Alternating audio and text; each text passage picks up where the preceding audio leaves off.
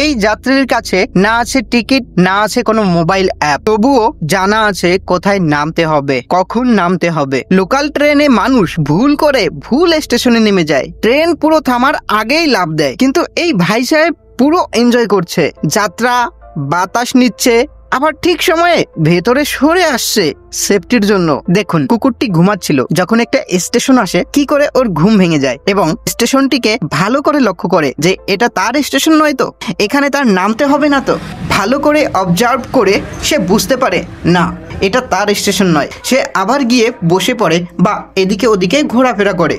আর যখনই নিজের স্টপ আসে, ট্রেন থামার আগে পর্যন্ত 1 ইঞ্চিও নড়ে না, তারপর শান্তভাবে নেমে যায়, একদম ডিসিপ্লিন মেনটেন করে। ভাবুন তো, যেখানে আমরা মানুষ হুটহাট তাড়াহুড়া করি, সেখানে এই অবুঝ প্রাণী আমাদের শেখাচ্ছে ঠিক মুহূর্তের অপেক্ষা করো, তবেই কাজটা সঠিকভাবে হবে। কখনো কখনো জীবনের ট্রেনেও দরকার ধৈর্য আর টাইমিং, আর এই কুকুরটাই আমাদের মনে করিয়ে দিল।